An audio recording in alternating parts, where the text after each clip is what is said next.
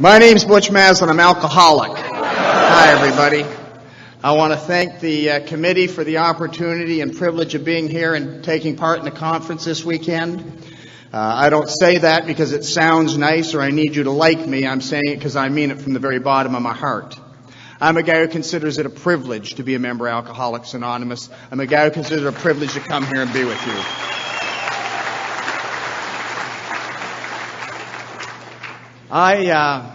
Boy.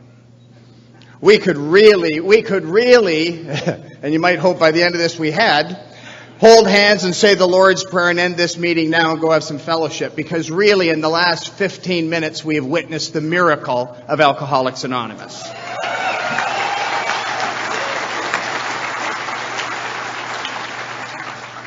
We've witnessed what happens when people come here and start to apply spiritual principles to their life. And we've watched it from 1 year up to 55 years. And I sit here and I watch this tonight, and I think that the lives that have been touched by this convention, the lives that people have come here and their lives have changed by being here, the lives that have changed by people making commitments and at jobs and committees and that over 41 years, all because a few people took an action. Incredible power. Empower in these things. Please don't misunderstand what I'm about to say. I know you will, but I'm going to say it anyway. I'm a believer in our book. I am a believer in our process, in our 12 steps.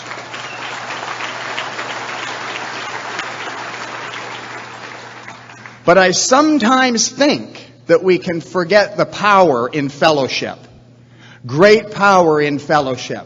I have watched people come to things like this. I've sat beside people in things like this. They've listened to the story of an alcoholic and their lives change and they leave different people. Incredibly powerful. I come to these things and my life will be different at the end of this weekend than before I came here. Great power in the fellowship. And I love coming to these things. I just love it. I've come, we did the countdown. My sponsor, I'm attracted to longevity. Long-time conventions, long-time members. I'm attracted to that. My sponsor was an old-timer in Alcoholics Anonymous. He came to Alcoholics Anonymous on July the 17th, 1958. And he was an active member in Alcoholics Anonymous till the day he died on June the 10th, 2004. And one of the great joys of my AA life, and there's been many, is I traveled. He was, when I say active, I mean active. He went places. And he took me everywhere. I met Bob and Linda with my sponsor over 20 years ago. A number of the people in the room. I met Clancy with my sponsor many years ago. And it was one of the great joys of my life of traveling with him. And after I was sober for a little while and would get asked to come up to the front of one of these rooms, he knew how nervous I get before coming up here. He'd sit beside me in that meeting before my name was called and he'd rub my back. Aww. They cry at Al-Anon when you do that.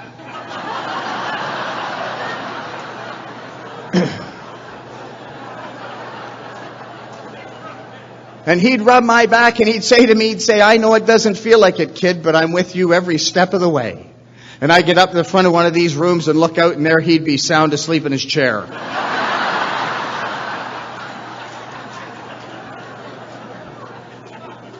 And we'd drive home and he'd say, oh, that was a nice talk, Butch. It is good. I am touched to be here. So many people, I look at this front row and I'll tell you something, heroes of mine. People, when I was brand new to Alcoholics Anonymous, I've always been a guy who's loved listening to the story of an alcoholic. I'd listen to those tapes and that, and many of them here in this room tonight. And I get to come here and be part of this thing. Touches my heart very, very deeply, I'll tell you. It sure does. My home group is the 3 legacy group, Alcoholics Anonymous. We meet on Mondays and Thursdays. If you're ever in our part of the country, we'd love to see you there. We have a closed discussion meeting for alcoholics on Mondays. We have an open speaker meeting on Thursdays. I'm a group guy. I believe in the home group. I'm a guy that believes that the home group is the heartbeat of AA. That isn't just podium talk. I truly, truly believe that. I hear people talk about problems in Alcoholics Anonymous. I suppose we do have problems in Alcoholics Anonymous, but I don't believe there's a single problem in Alcoholics Anonymous that isn't attributed to weak home groups and weak sponsorship. And I equally believe that there isn't a problem we have that we can't solve with strong home groups and strong sponsorship. I believe that with all my heart.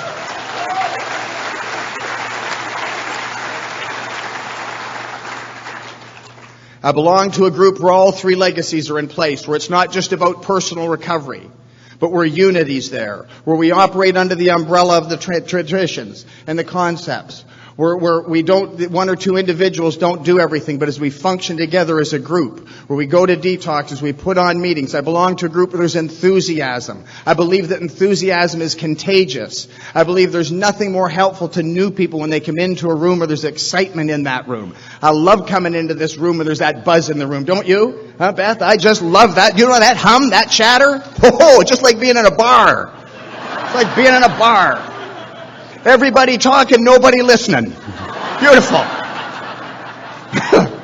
Alcoholics. Huh?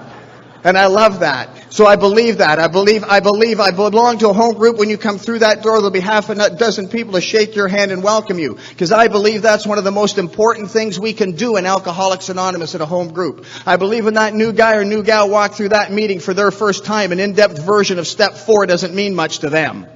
But a warm handshake, a welcome, come on in and get a coffee and sit here with us means a great, great deal. So I belong to a strong home group. And I believe that when a guy or gal brand new come into an environment such as that, their chances of recovery become much greater than if they come into something where none of that's in place. I got to go to the thing with Clarence a couple weeks ago that the Pacific group put on. Just incredible power in that fellowship, and that's there. So it is just great to be here and be a part of this, and I thank you. I got to remember where we start. When I say that I'm happy to be here, I really and truly am happy to be here, Chrissy. That's for sure. Because alcoholics don't always get where they're going. Drinking alcoholics seldom get where they're going. But sometimes even sober alcoholics don't get where they're going. I'm going to tell you a quick story about that. Let me first of all tell you there's a time in my life I was not allowed in the United States of America. Let me add, nor should I have been. They said, we have enough people like you here already. We don't need to import them. But I applied to the United States Department of Justice for a waiver. It would allow me to come into your great country. I have it. It's upstairs in my room right now. Beautiful piece of paper about that big. United States Department of Justice has my name on it. Allows me to come into the USA on humanitarian grounds. I don't even know what that means. And every time I come here, including this morning, I have to show them that, and we have a little discussion, sometimes longer than others. The other thing is that when I come here, they want to know where I'm going. They just don't want to know I'm going to Minneapolis. They want to know precisely the address where I'm going. I don't know why they want to know, but they seem to want to know. The other thing is, I don't know about any of you guys, but I from time to time can misplace things. So when I got that waiver, I made 25 photocopies. Just to be safe. So anyway, I'm coming to a thing in Illinois a number of years ago, and I get up early. I like to fly and get here early. I come here to be a part of the convention. I don't come here to talk. I come here to be a part. And anyway, I'm getting all my gear together. I said to my wife, I said, where's my waiver? Like it's her job to know where my waiver is. She said, I don't know, Butch, it's wherever you've put it. I said, no, it's not. You've lost it. She said, take one of those photocopies and get going. You're going to miss your flight. I got that photocopy. I got all my gear. I headed to Pearson International Airport.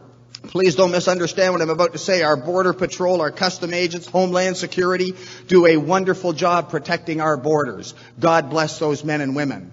But I think when they go to Border Patrol school, they teach them how not to smile. Serious people. So anyway, I get there, I get in the line, I give all the guy my stuff, I give him my waiver, he looks at it, he says to me, he says, what are you, a criminal? I said, well, perhaps you might have said that at one time. He said to me, he says, this is a photocopy. I said, yes, sir, the original's at home for safekeeping.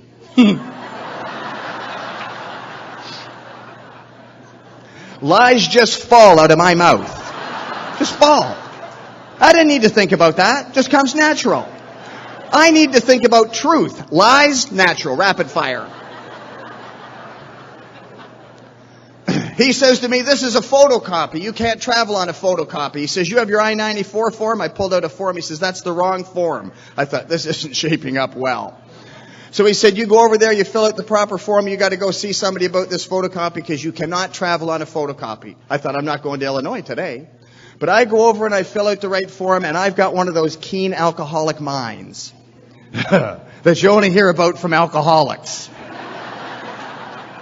You will not hear about the keen alcoholic mind at the Al-Anon meeting tomorrow. I'll tell you that much right now.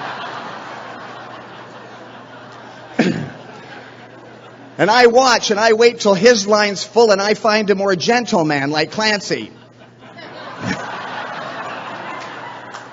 And I go to his line. So I go there, I give the guy all my stuff. He's looking at it. He said to me, he says, where are you going? I said, I'm going to Illinois. He says, what's your purpose of business? I said, I'm going to talk at a convention, Alcoholics Anonymous. He said to me, what address are you staying at? Oh, Jesus. I'd forgot to get the address. And I said to him, I don't know. He said to me, you don't know where you're going?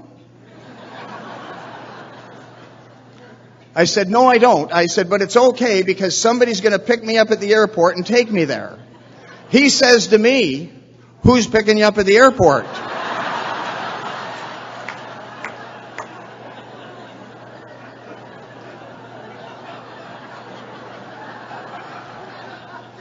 I said, I don't know.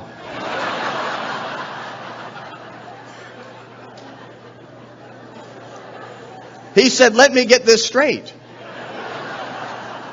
Somebody you don't know is picking you up, taking you somewhere you don't know where you're going. I said, yes, sir, that's correct. He says to me, what are you going to talk about? And before I can answer him, he holds up his hands and says, hold it, let me guess. You don't know. So I'm happy to be here tonight. I was 25 years old, and my wife had thrown me out of our home. And I want to tell you that I loved her as much as I was capable of loving. It is important that I tell you that as much as I was capable of loving. I had a new address every night. I lived in the stairwells of apartment buildings on Eglinton Avenue in downtown Toronto. I just went from building to building. I had a new address each night. And at nighttime I was under that stairwell. In the daytime I was like a rat in a sewer. Out on the streets looking to score, looking to scam, looking to rip somebody off to get the money I needed to get to do what I need to do. I hear people in AA talk about AA luggage, matching green garbage bags. I didn't have any AA luggage. Had the clothes on my back. Still had an ultra suede jacket though. Going to be cool at any expense. I'm 25 years old. I'm living in stairwells. I got the clothes on my back and nobody wants anything more to do with me. And let me add right now, nor should they. Nor should they. Because people like me are users. I use everybody I come in contact with. Now, it doesn't always appear that way because I want everybody to like me. I'm the guy in the bar buying the drinks for everybody, passing a bag of powder around, everybody's friend, good old Butch. The only reason I ever did anything for anyone was so that you'd like me. So, and I'll tell you who I use most is the people who love me, the people who care the most, because they can't stop trying. They keep trying one more time. This time it's going to work. This time it's going to happen. And they keep giving and giving, and I keep taking and taking, till eventually I break their hearts. And the people who love me most got to push me aside because they can't stand to watch it any longer. And that's where I am, 25 years old. I'm in the East End of Toronto one night, all jacked up and nowhere to go, as I said. And my wife and I owned a home in the beaches down near the lakefront. And we had a screened-in porch and a couple wicker couches on it. And I thought, I'm going to slip in there and get a couple hours and get out before she wakes up. Well, I pass out. And I wake up to one of these. And I opened my eyes and looked, and there was that little gal that I loved. And she looked at me with disgust and pity. And she said, Butch, you're a useless piece of scum, and you will never change. And if you cared anything about me at all, you'd get up and get out of here, and please don't ever come back, because I can't stomach to look at you. And I got up and I left there, and it was July or August, I don't know, but it was a hot, hot summer day, and I'm hungover, and I'm sick, and I'm dirty, and I'm heartsick. And I walked down to what they call the boardwalk, down on the lakefront. And I'm sitting down there in that condition on a park bench, and over where Bob and Linda are sitting, there was another bench. And there was a little boy, 5 or 6 years old, sitting there eating a popsicle. And I looked over at that little boy, and you know what I thought to myself? Wish I had a dime for a popsicle. The big shot. The guy in the bar buying everybody drinks. The dope dealer. Everybody's friend, good old Butch, sitting on a park bench wishing he had a dime for a popsicle. And guys, here was the thought that I had at that moment, as clear as I'm thinking tonight. I knew at that moment that park bench and places like it was where I was going to go back to every single time. I've always been a talker and a hustler. I knew I'd put a deal together. I'd come up with some cash. I always did. But I knew at that moment that park bench and places like it was where I was going to end back up every time, and I knew it beyond a shadow of a doubt. I was 25 years old. I came to Alcoholics Anonymous when I was 33. I had 8 more years on those streets.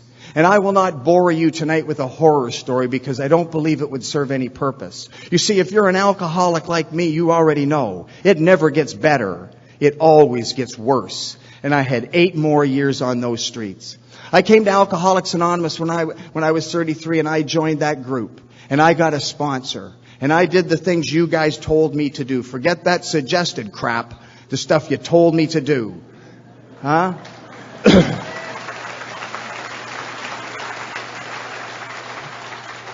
You know where I was a handful of years ago? Huh? I was in Rome, Italy. Rome, Italy. Standing in the Sistine Chapel, looking at the paintings of Michelangelo from hundreds of years before, my wife standing beside me, and the tears started to roll down my cheeks. And I thought of that guy sitting on that park bench wishing he had a dime for a popsicle. Long way from that park bench to the Sistine Chapel in Rome. It is a long way from where you and I came from. Many of us here tonight, the dredges of society. Many of us here tonight, our own families didn't even want anything more to do with us. Yet here we sit this weekend in Minneapolis, men and women living good, rich, full, productive lives. Members of Alcoholics and Al-Anon. How do we get from where we were to where we sit tonight? How does that happen? Because it's not supposed to happen for people like you and I. But you know how it happens, don't you? And it only happens one way, and that is through the grace of God. Through a loving God that you introduced me to through a thing called Alcoholics Anonymous and the 12 Steps to Alcoholics Anonymous.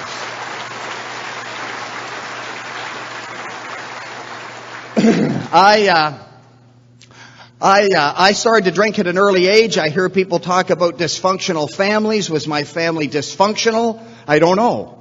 Let me just tell you, it wasn't the Cleaver residence at my home.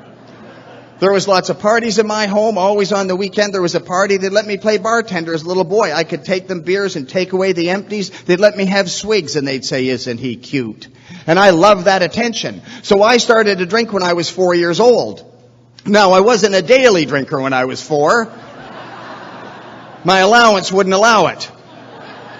I actively sought out alcohol. I was 12 or 13 years old. I got a guy to go into a liquor store, get us a couple bottles of wine. I was going to be a wine connoisseur. 2 bottles of Old Sailor.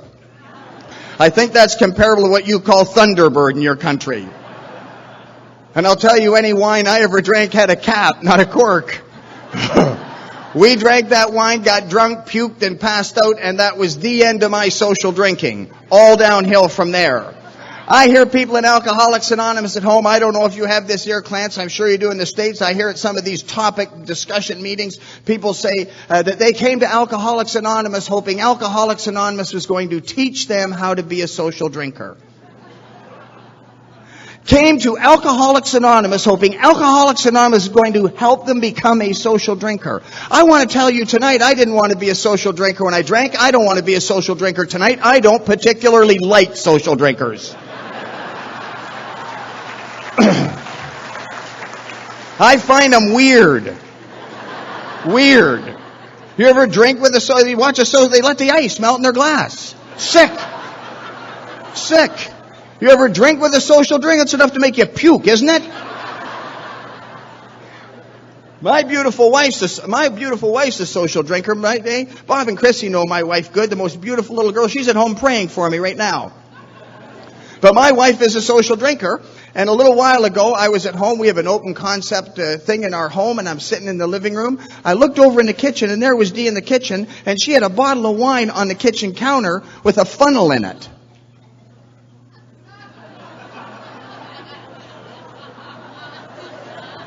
I thought, what's she doing with that funnel? So I watched her. Then she takes a glass of wine and starts pouring it in the funnel. I said to her, "What are you doing?" She says to me, I put too much in the glass.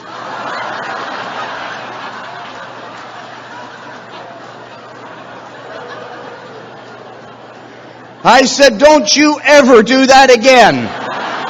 I'll divorce you. Social drinker. I'm a barroom drinker. I don't identify with closet alcoholics. Doesn't mean they're not alcoholic, just drank differently than me. You know, you hear those people that get the bottle, go in and lock the door, put on the country western music? I don't identify. Barroom drinker. I love bars. I like opening the door to a bar. The smoke it billow out, the tinkle of glass, the smell of stale urine. I love it. I love it. I like neon. I like neon. I like neon when I was drinking. I still like neon. That's why I stay out of casinos. They're not good for guys like me. And I got to tell you, I thank God I never tried to get sober in the United States of America. I don't know if I'd have made it. God, I love to drink in your country. I love drinking. You got many more than we have in Canada. I call them juke joints. You know those divey, scuzzy little rat hole bars? Huh? You've got some here. We passed some on the way. Beautiful. Oh, beautiful. I get a fuzzy feeling when I see them. Anyway, I love those things. You know, they got that neon sign that says cocktails. Oh, I went to an AA thing a number of years ago in Pennsylvania. My wife come with me. I decided to drive. I'm driving through this little town in the middle of nowhere. I'm driving down the main street. I hammer on the brakes to my car. I'm backing my car up. My wife said to me, Butch, what are you doing? I said, I got to see this again. And guys, I'm telling you, there it was, Clarence, there it was. This divey, scuzzy little rat hole bar had a neon sign. Said, stop for one, stay till one. Oh. Oh. If I'd have been drinking, I'd have had that tattooed on me. It's a work of art. Anyway, I loved all that stuff. I'm not going to talk anymore about my drinking tonight, other than to quickly share with you what drinking does for an alcoholic of my type. The things that I'm going to share with you, I did not know at the time. I did not know this when it was happening. I saw it in inventory. I saw it as you took me back through my life and helped me see my life honestly for the very first time. But as I look back today, I remember being a young boy in school. I'd be in that classroom. I'd be 10 years old, 11 years old, I don't know. And there'd be a teacher at the front of the room, and she'd ask a question, and she'd start looking around that room to see who she's going to ask to answer that question. And my head would go down like this. Oh, Jesus, don't let her ask me. Because I knew if she made eye contact with me, she's asking me to answer the question, and I don't want to answer the question. It doesn't even matter if I know the answer to the question, I don't want to answer the question. When I went to school, we used to have to do book report. Get up in front of the whole classroom full of kids. Oh, no good. No good. I get up in the morning, I'd say, Ma, I've been puking all night. I'm sick. I can't go to school today, Ma. Please don't make me go. Because I want to tell you that I would be absolutely terrified at the thought of getting up in front of that classroom full of kids. Terrified. Every decision I ever made in my life was based on fear. Most of it unfounded and ungrounded, but fear. Where I go, what I do, who I hang out with is all based on a comfort level. I don't know about any of you guys, but I every now and then would get goofy. I'd go on about a 5-day bender. I'd come home on a Sunday after being gone for 5 days. My wife would be waiting there for me. I'd come in that house, I'd say, sweetheart, that's it. No more. No more, never. I know I said it before, but honey, this time, I swear on my ma's life, I'm never having another drink of whiskey. I promise you. That's Sunday. I'd wake up Monday. I'd think to myself, I shouldn't have said that. Shouldn't have said that. I'd have to go to a wedding that following Saturday. You ever go to a wedding sober? That's a bad deal. That is a bad deal.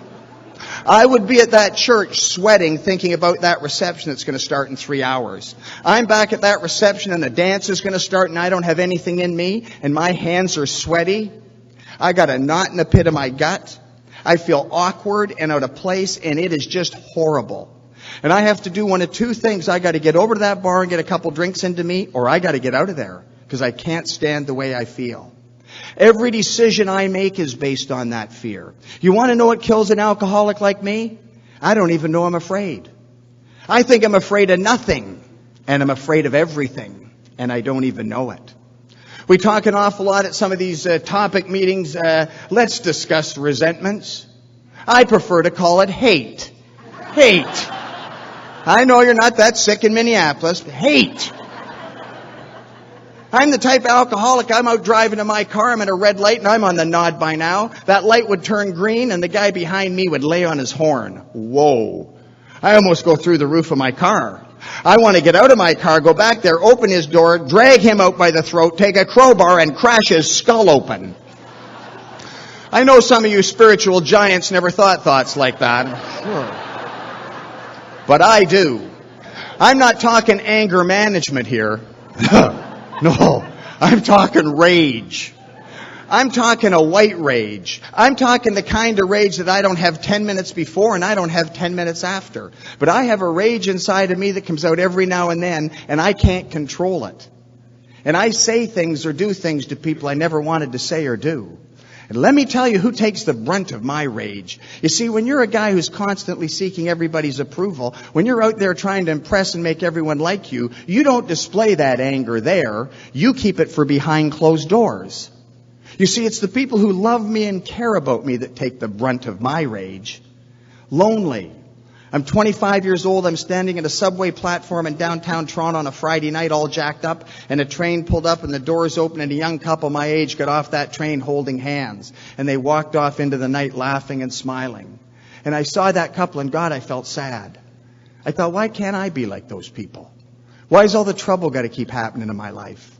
I remember walking through a nice residential area on a warm summer's night. You get that nice warm August night and it's just getting dark, a warm breeze, and I'd walk down a street and I'd see the nice homes. And I'd see the television on inside and the families in there. And I feel like crying. Why can't I just have a nice home and a family like other people? Why has all this crap got to keep happening in my life time and time again?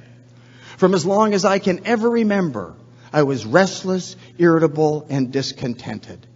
If I was drinking at this bar, I'd say, drink up, let's go over to that bar.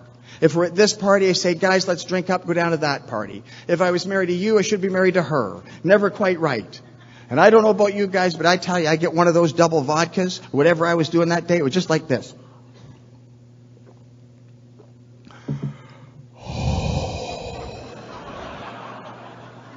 Here, I don't know if you remember or not. I'll give you one more. Here.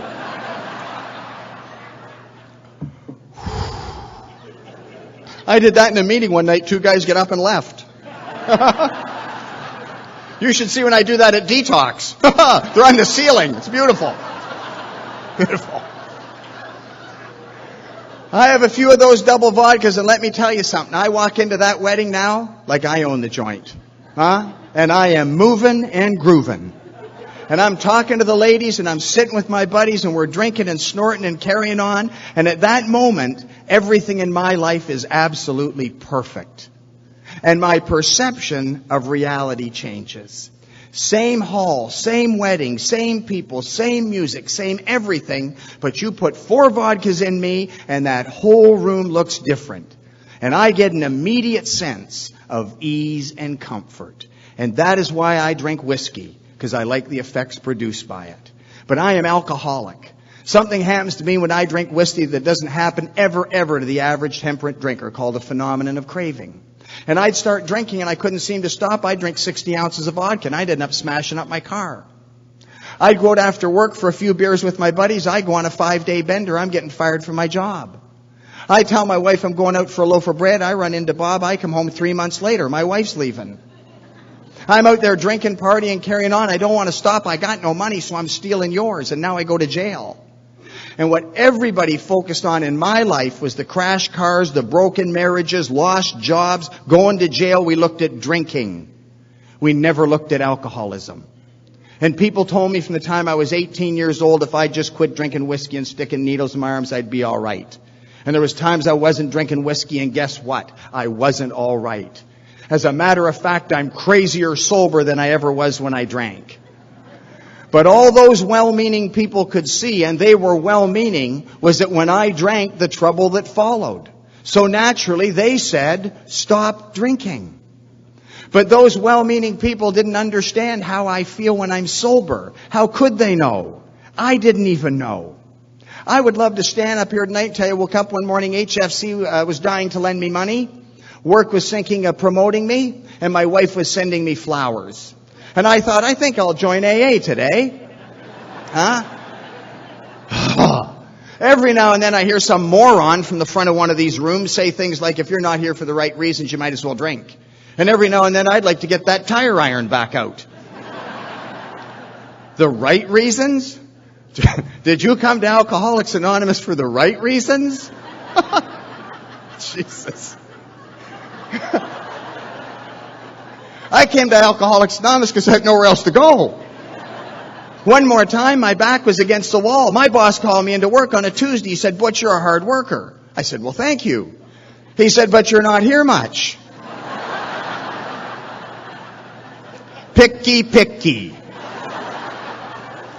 He said, you think you might have a problem with alcohol? I said, no, but I know what the problem is. He said, maybe you'd share that with me. I said, it's my health. He said, really? I said, yes. Now, granted, my poor health may have something to do with my drinking. I'm going to quit drinking. My health's going to get better. Everything's going to be okay. He said, you think you might need some help quitting drinking? I said, no, I'm just going to quit. Got up and left his office as to find out later his wife had been a member of Alcoholics Anonymous for many, many years. Can you imagine the chuckle he had as I left, Bruce? Huh? Oh. He's just going to quit. That was Tuesday. I woke up Thursday in another hotel room in another town drunk. I didn't keep him waiting long. And for whatever the reason that morning I woke up, I knew the jig was up. I knew I had used all the lies. Alcoholics are liars. I don't know what that's about. I would lie when the truth would serve me better. Pathological liar. I am the type of alcoholic that goes out and plays golf all by himself and cheats on the scorecard. I do.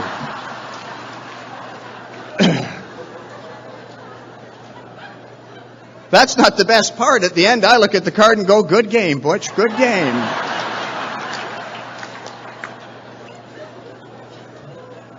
So I'd used all the lies. I know I'm in trouble. I got to come up with something good. So I had a few tequilas. I turned my mind to it. I thought, I know what I'll tell them. I'm alcoholic and I'm going to go to AA. And that's how I came to Alcoholics Anonymous. And if there's anybody here tonight who's new, and I know there is, we couldn't care less why you're here. We couldn't care less.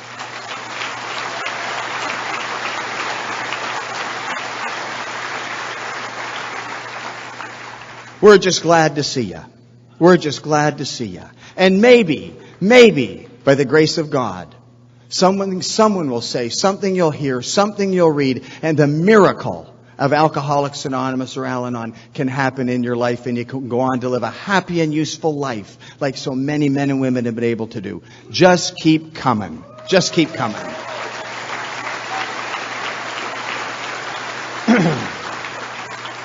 And as I said in the beginning, I've been an absolutely blessed man since the day I came here. On September the 21st, 1989, 2 men came to my mother's house practicing Alcoholics Anonymous in its purest form. That should tell you something right there, my mother's house. Somewhere every 33-year-old self-respecting alcoholic should be is with Mummy. 2 men came to my mother's house practicing Alcoholics Anonymous in its purest form. Its purest form. They left their homes. They took time out of their lives. They came to my mother's house and talked to me about their drinking. They did not talk to me about my drinking. They did not tell me I shouldn't drink, I shouldn't drug, I should go to They didn't tell me nothing. Those 2 men came to my mother's house, talked to me about their drinking, and told me what had happened in their lives since they came to something called Alcoholics Anonymous. Would I like to go to a meeting of Alcoholics Anonymous with them? I'd been running the street since I was 13 years old. I was a helpless, hopeless, chronic alcoholic. And those 2 men left their homes, came and took me to that meeting that first night, September the 21st, 1989. I've been with you ever since that night. Incredibly blessed. Incredibly blessed.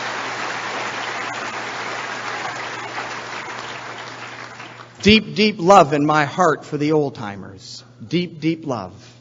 Men and women that have been coming for 20 and 30 and 40 and 55 years.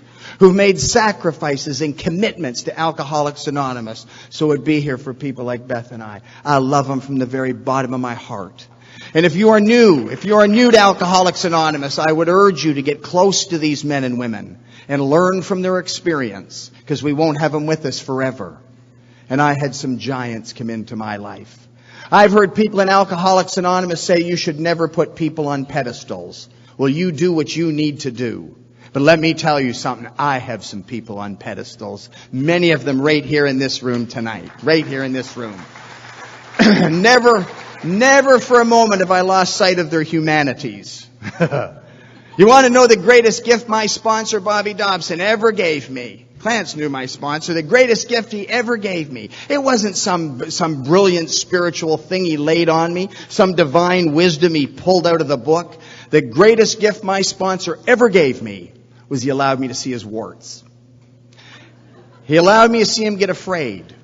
He allowed me to see him get angry. He allowed me to see him get selfish. He allowed me to see him get lustful. He allowed me to see all of him. Because if he hadn't, and you don't continue to, I will never measure up. We are much more brothers and sisters in our defects than we are in our virtues, aren't we? And I had some wonderful people, none more than my own sponsor. I've heard people say if you like your sponsor, you have the wrong sponsor. I hear that and I know I'm listening to an idiot. Idiot. Didn't like my sponsor. I loved him and I love my sponsor today.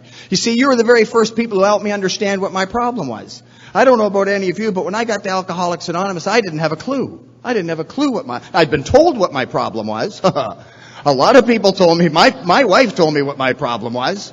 The judges told me what my problem was. Psychiatrists told me. All kinds of people have been telling me for years, just quit drinking. You were the first people that said drinking's not your problem. It's your solution. How you feel when you're sober is your problem. You are restless, irritable, and discontent, and you have to drink again. You see, I don't have a choice whether I drink or not. I have lost the power and choice. That is the difference between me and the hard drinker. That is what makes me alcoholic. I have to drink again.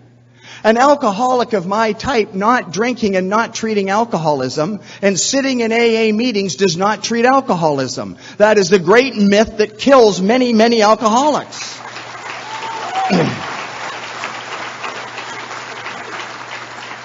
The 12 steps of Alcoholics Anonymous treat alcoholism. The meetings are where the solution is. The meetings are where the fellowship is. But the 12 steps treat my illness. I didn't have a clue. So an alcoholic of my type, not drinking and not treating alcoholism, will eventually, and that's the key word, eventually, will get so restless, irritable, and discontent sober that I have to do one of two things. I don't have a choice. I have to do one or the other. Either drink again or blow my brains out. Most of us drink again, but we all know someone who's paid the supreme sacrifice, don't we? Didn't have a clue. You told me that selfishness and self-centeredness was the root of my trouble. I didn't come to AA and do an inventory and go, my, Butch, you haven't been a very nice boy. I didn't need an inventory to know I was lying, cheat, and thief. But I had absolutely no idea of the depth of my self-centeredness and how it came into my life. Didn't have a clue. If you'd have asked me the day I come to Alcoholics Anonymous, Butch, what kind of a guy are you? You know what I'd have said to you? I'm a good guy. I'm a fine man. And you could have hooked me up to a lie detector test and asked me that question, and that needle would not budge. Because I believe that. Let me tell you why I believe that. You see, I always judged myself by my intentions. My intentions were always good. Unfortunately, the world judges us by our actions. And my actions and intentions never lined up. Selfishness and self-centered, the root of my troubles. And from that self-centeredness comes 100 forms of fear and all my resentments, but all based in self. And you told me that I had to be rid of this selfishness or else it would kill me. And there seemed no way of getting rid of it without God's help.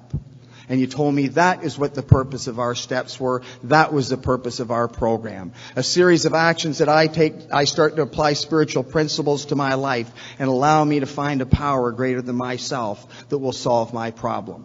Didn't have a clue. I thank God for the foundation you gave me in Alcoholics Anonymous. I'm so terribly, terribly grateful that it has served me well all this time up into including tonight. You taught me what it meant to be a member of Alcoholics Anonymous. I know our traditions, and I believe in our traditions. Say you're a member when you say you're a member. I don't disagree, but that's not the case for me. Saying I'm a member of Alcoholics Anonymous means more than saying I'm a member. You taught me what it meant to be a member of a home group, to not just run around from meeting to meeting sucking everything I could out of it, but being an active participating member in a group.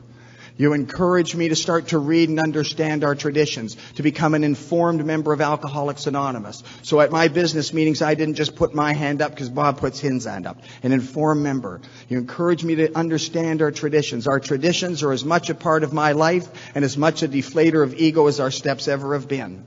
You encouraged me to read about our history. AA comes of age, Dr. Bob and the good old timers, pass it on. You said, if you're going to spend your life in Alcoholics Anonymous, would you not like to know where you came from? Would you not like to know what was done on your behalf so we could sit here at Gopher State and enjoy this beautiful weekend? And you gave me that foundation.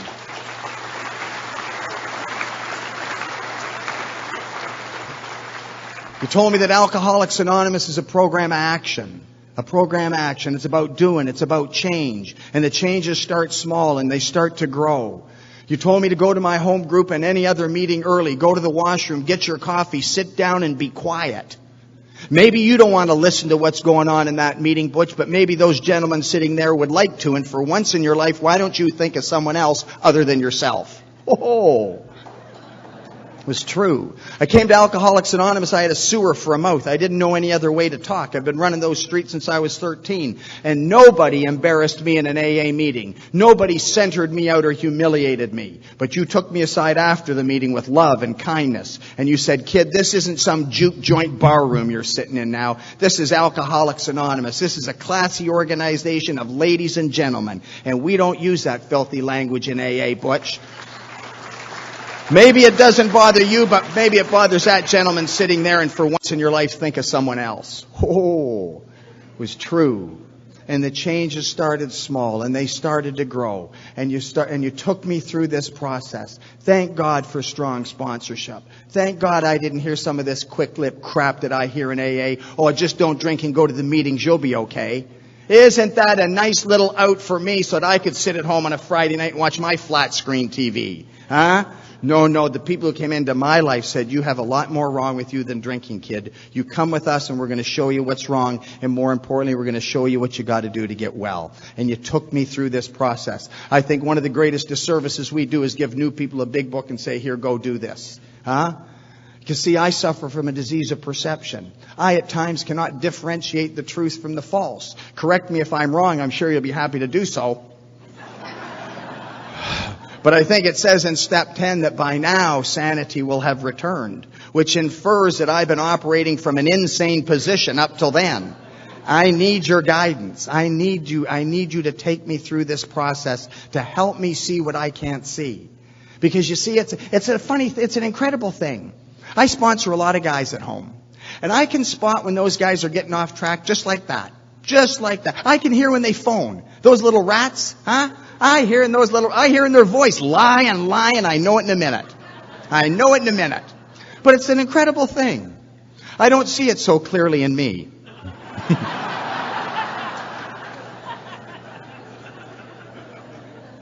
It's like there's a thin veil there when it comes me seeing me. Huh? That's why sponsors need sponsors. I need your direction. And so you took me through this process and you took me through the amends, an incredibly freeing process for me.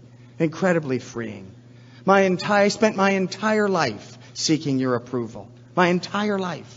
Where I go, what I do, how I dress, how I talk, all based on seeking approval. Every single person I ever met, I've always sized myself up. When I went to school, they had the kids that did good in school and belonged to the teams and the clubs. Huh? I hated those kids' guts. Huh? I hated them. I didn't know why then. I know now. I didn't feel as good as those kids.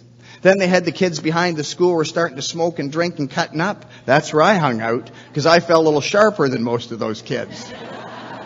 But my entire life, every person I've ever met, all my life, and coming into Alcoholics Anonymous, and today, if I don't stay in fit spiritual condition, the first thing I do when I meet someone is size myself up. And I'm always better than or less than, but never the same as. And I went through that amends process and the rest of this, and I'm able today to just be a member of Alcoholics Anonymous. Just one of God's kids, no better than, no less than. And I can look you in the eye and I don't have to look at the floor any longer. A freeing process for a guy that was so much in the bondage of self. So much. Huh? And you can, I've listened to people debate in a meeting for 45 minutes whether they were recovered or recovering. Jesus Murphy. Smoke starts coming out my ears, for God's sakes. Our book is very, very clear about that. But you showed me in the book where it said it is easy to let up on the spiritual program of action and rest on our laurels. And if we do, we're headed for trouble. Because I'm not cured of alcoholism. Not cured of alcoholism. Huh? I know you, I'm going to tell you something. The longer I'm in Alcoholics Anonymous, I know you'd never do that here. But the longer I'm in Alcoholics Anonymous, sometimes the harder it is for me to be truthful with you. Sometimes the longer I'm in Alcoholics Anonymous, the harder it is for me to come to you and tell you I'm dying inside and I don't know what to do. Because I've been an active member of AA for a long time now, and I want you to think I have it all together. Sometimes the longer I'm in Alcoholics Anonymous, the easier it is for me to become critical and judgmental. I know you wouldn't do that in Minneapolis, but in Toronto. Easy to let up on the spiritual program of action, and rest on our laurels. You see, I cannot stay in fit spiritual condition today because I used to be an intergroup rep. I cannot stay in fit spiritual condition because I used to be a GSR. I cannot stay in fit spiritual condition because I used to make coffee at my home group. I cannot stay in fit spiritual condition because I used to work with a lot of new people. I stay in fit spiritual condition by the actions that I take today, not by what I used to do. And it is easy to let up in that program of action.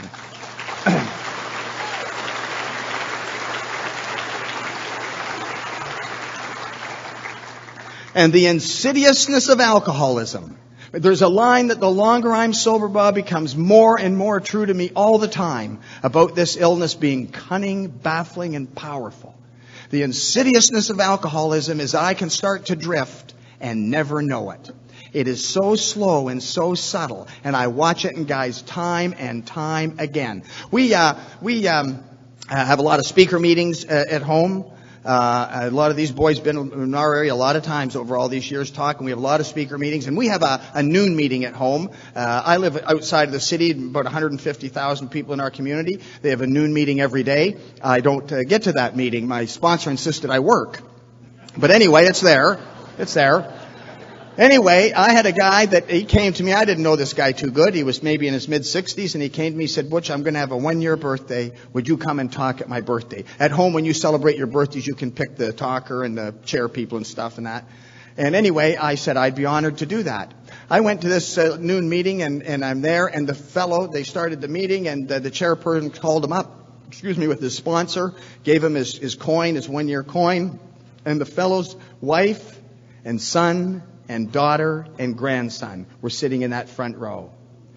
And the tears poured down this guy's face as he tried to thank the group in Alcoholics Anonymous for everything that had given him. And you and I have watched that thousands of times, haven't we? Thousands of times. And many of those same men and women turn and walk away from here. Why? Why is it that so many people come here and for the very first time in their life find a solution? Why is it that so many people come here for the very first time in their life find a place where they fit and belong, find some happiness and some peace and joy in their life? So many of those people, and then turn around, walk away, and go back to that hell. Why would we ever do that? I believe that it starts the minute I let up on that spiritual program of action. I really and truly do.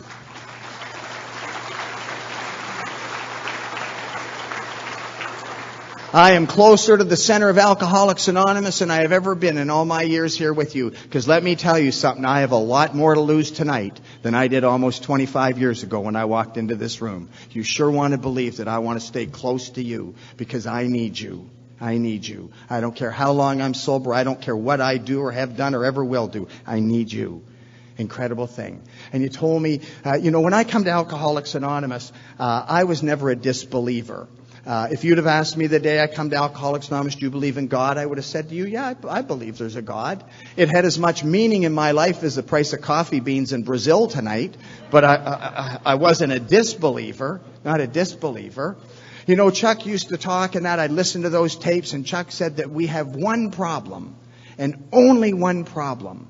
And from that one problem comes all other problems. And that one problem is a conscious separation from God. You see, I thought God was way up there in heaven. And he had long hair and a beard and a big stick. Charlton Heston. Charlton Heston. And if you were good, good things happen. And if you were bad, bad things happen. Huh? Well, if God's way up there and I'm down here, have you ever heard more of a conscious separation in your life? Huh? You were the first people that said to me, deep down inside of every man, woman, and child is the fundamental idea of God. And it seems that it is only there that he may be found. And that the great reality for us is that our Creator has entered our hearts and lives in a way that is indeed miraculous. You've given me that. You've done that for me. Don't you love, we refer to those promises that we talk about all the time. Don't you love it that where it says we will suddenly realize, huh? We talk an awful lot about Bill's spiritual experience, the white light experience. We all talk about that in AA. We're all very familiar. Bill was an alcoholic. I have a feeling the more time Bill's told that story, the brighter that light got.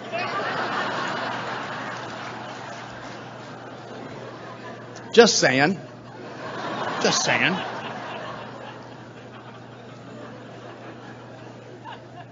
It was as though the room lit up.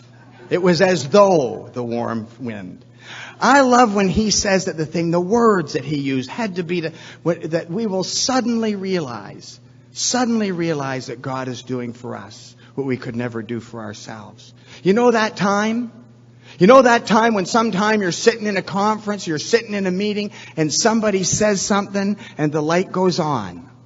You know that time when you're driving down the road and all of a sudden for that first time your eyes start to fill up with tears. And you know.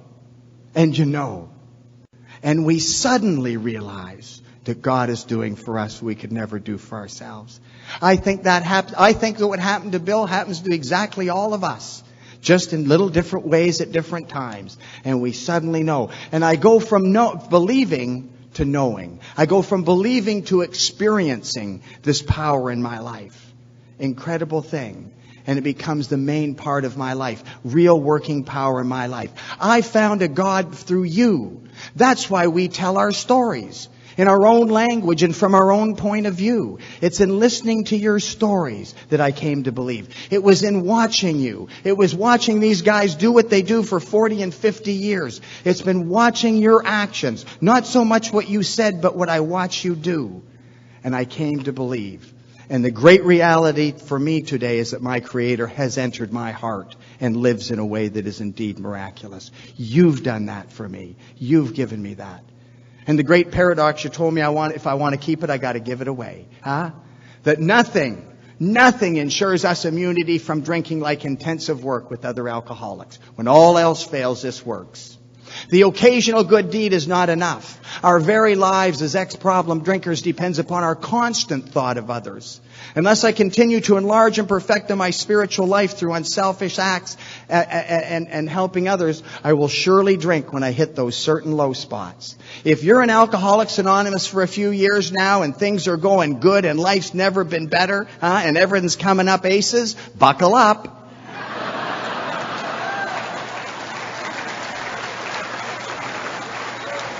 Buckle up. Life will happen. And you better have some power when it does. Huh? Incredible gift. I think we still got about 10 minutes. I'm taking them anyway. And we've been blessed, haven't we? You see it here. Huh? We've been so blessed, huh, class? A whole lifetime. Good things, a wonderful life. If we hadn't been given enough, then you and I are then given the ability to change people's lives. That's not an ego statement. That is a statement of gratitude. That is a statement of humility. You and I, when armed with facts about ourselves, that's what this process does. That's what these steps are designed to do, to arm me with facts about myself so I then can go out and be a maximum service to God and those about us. That's my purpose here. That's my job here, to be of service, to help others. And when you and I have those facts and have this solution, we're able to make the difference in a few short hours when nobody else was able to. Incredible gift. Until such an understanding is met, very little can happen for the other alcoholic. Incredible gift. It says in our life that alcoholics laugh at sometimes seemingly tragic situations. You ever wondered sometimes what visitors think of us? Huh? You know, somebody's having a birthday, your family member. We just had one last night at our own group. All the family were there, co-workers were there, all that. Some monkey like me gets up here and says things like, yes, I bought a brand new Cadillac. I picked it up at 9 o'clock on a Saturday morning and totaled it at 10. Oh, we all laugh. Laugh. Clancy talks about having no teeth and living in the car. We find that just hilarious. Ha ha ha ha.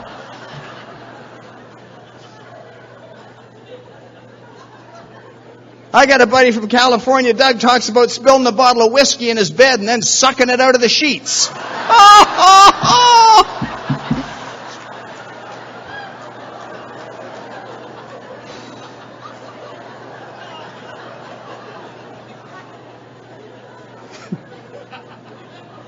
You ever wonder what those visitors might be thinking?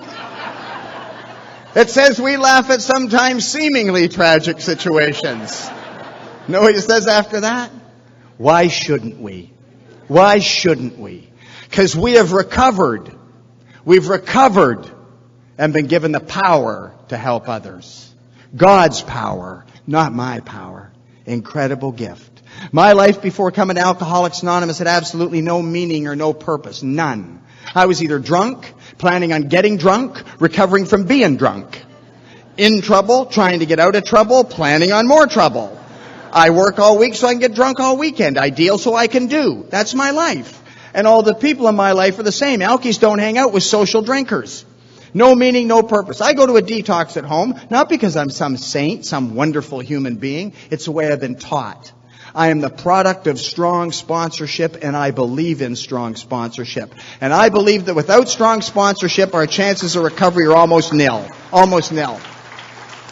So anyway, I go there, and I like to go on Sundays if I'm in town. We have a big speaker meeting, 200-300 people. I like to take new people to speaker meetings so they can listen. I happen to think it's good for new people to listen.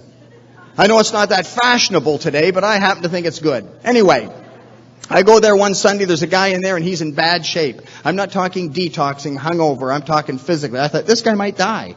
He might not make it. Well, I figured to myself, he could die at the meeting as easy as he can die here. Dying's dying, you gotta do it somewhere. So come on. Right? Well, I took him to the meeting. After the meeting, he and I spent an hour together or two talking about this design for living, this practical program of action. And I left him. I never saw him again.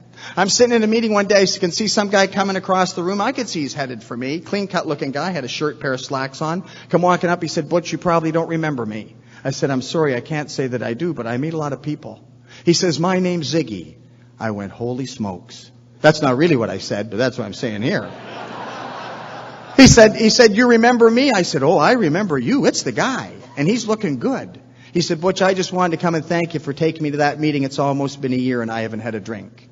I said, congratulations. He said, I was wondering if I can ask a favor of you. I said, if I can do it, I will. He said, will you come and talk at my 1-year AA birthday? I said, I'd be honored to do that, Ziggy. I went and talked at a group a handful of years ago. I got to the front of that room, big crowd of people there. I started to cry. I couldn't get rolling. And I'll tell you why. I looked out and there sitting at the front table in a suit and tie, looking like $1 million, with his wife and all his children, was Ziggy. And he was getting his 15-year medallion. Took him to his first meeting, talked at his 1, talked at his 5, talked at his 10, talked at his 15. You think my life doesn't have meaning? You think my life doesn't have purpose? My life is so rich, so full. I could stand up here for the next 2 hours. I'd be all alone, but I could do it. I could do it.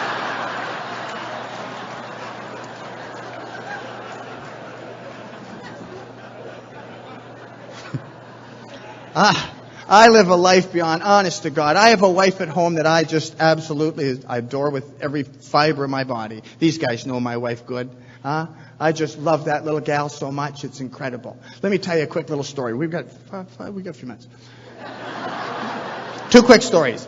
I like watching the golf. I like watching the golf on Sundays. Huh? I'll watch it if I see some. I like it. You like watching the golf too? Anyway, I love watching Sundays, and I love it when the final pairing, the guy is in the lead. You know, when they're walking up that 18th fairway. And I was watching it one time, and it was the Masters, and Phil Mickelson was leading in the final pairing. And his wife was going through cancer treatment. And Phil Mickelson was walking up that 18th fairway with the 3 or 4 stroke lead, doesn't matter, and knew he'd won the Masters. And you flashed to him walking up there, and his eyes were full of tears. He was doing everything he could to hold it together. And they'd flash to his wife, and his wife was there, a beautiful woman with her 2 little girls, and you could see the tears in her eyes. And I'm watching this, Linda, and the tears are rolling down my cheeks. And I looked over at my Dee, and I said, Dee, I said, can you imagine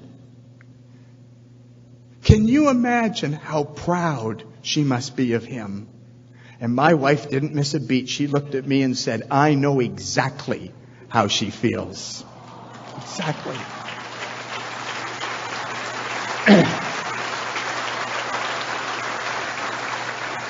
You've done that for me.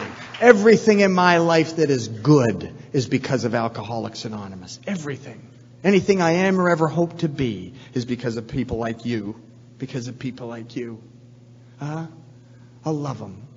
People say to me, Butch, you talk how grateful you are a lot at those meetings. Couldn't help but notice you have a new car out in the parking lot. Business going pretty good. Nice home and a wife. How grateful would you be if things weren't going so well? That's a fair question, isn't it? Huh?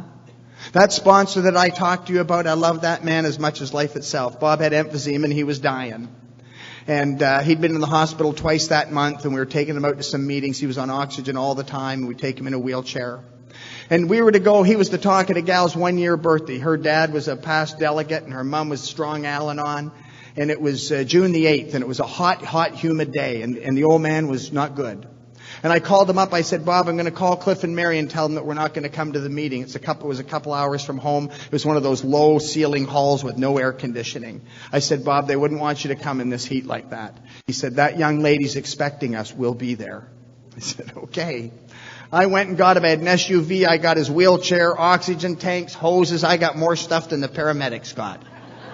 I get him in that truck. We drive a couple hours to the meeting. There's no wheelchair access. The boys put him right in the chair, carried him down the stairs in the chair, got him to the front of the room, got his hoses and tanks on, hoses. We plugged him into the wall. Power. And he gave everything that he had. Everything that he had, he gave it. And at the end of that night, he was spent, Bob. He was spent. And the boys got all the gear and stuff, and they got him up into the truck, and he and I were pulling out of the parking lot for the 2-hour drive home, and he looked over at me, he said, Kid, I'm awfully glad you were with me tonight. I said, well, I'm awfully glad I was with you too, Bob. We were always together. We went everywhere together for 15 years. He said, no, kid, I'm really glad you're with me tonight. He said, I think I just made my last talk. I said, oh, Bob, I said, you're tired. You'll feel better tomorrow. You have to understand that we have a lot of speaker meetings at home. My sponsor talked at somewhere between 100 and 150 AA meetings a year for 45 years. We got the drive home. I got him up into that condo. I was going to go. He said, Kid, you have a couple minutes? I said, I got all the time in the world. He said, I want to look in my journal. And he went and got his journal and came out. He said, it's okay, kid. You can go home now. He says, there's nothing in the journal. That's the first time that journal had been empty in 45 years. I went home, and that was June the 8th. The next day, June the 9th, I phoned him. He was feeling a little bit better. And on June the 10th, AA's birthday, I called him at supper time, and I didn't get an answer. And I called back a half hour later, and I didn't get an answer. And you know when you know, and you don't want to know. I drove around for 2 hours because I didn't want to go see what I knew I was going to see. And I picked a young guy up, I sponsor. I said, come on, we got to go to the old man's house. And I was crying. He said, Butch, what's wrong? I said, the old man's gone. He said, how do you know that? I said, because it's June the 10th and the journal's empty. And we got there and we got to the condo and they let us in the condo and there was that little man. He was kneeling beside his bed, face down, and he was gone. And it was like somebody unzipped me and took out my heart. There was a loneliness inside. There was an emptiness inside like I hadn't felt in a long time. And I was there, and the coroner come and all those people, and it got late, and they all finished, and they said, "It's okay, kid, you can go home now." And I drove out to the lake where Howard was at my home on the lake, and I sat down, Howard, at that lake, and I had a long cry. Friends, that's not a sad story. I had 15 years with one of the finest members of Alcoholics Anonymous I've ever known. Tom Ivester once said my sponsor was the most gentleman he'd ever met. But there was a part of my life that just ended and would never be the same again. And I missed him. But I got up from there and I went upstairs, and before I got in bed, I knelt down beside my bed and I thanked God for another day of sobriety. You see, my friends, Alcoholics Anonymous and Al-Anon work in the good times and they work in the tough times. Alcoholics Anonymous works all the time. In those darkest hours when you think your heart is going to break in two and you can't make it another day, that's when the men and women in your home group and a power that you've been introduced to will pick you up and carry you home every single time. I want to thank the committee for the opportunity of being here this weekend. I'm so looking forward to hearing and being with my friends. You know, I don't know what's going to happen from here on in, and none of us know for sure, do we? You see, just because we get sober, become members of Alcoholics Anonymous and Al-Anon, life doesn't stop happening. People die. Relationships end. Businesses fail. People get sick. Life goes on. But I'll tell you something, every single day, including this morning, I say to my friend upstairs first thing in the morning, I say, if you see fit, I sure would appreciate it if you keep me in Alcoholics Anonymous. Because, my dear friends, there's no place in this whole world I'd rather be than right here with you fine, fine people. Thank you, and God bless.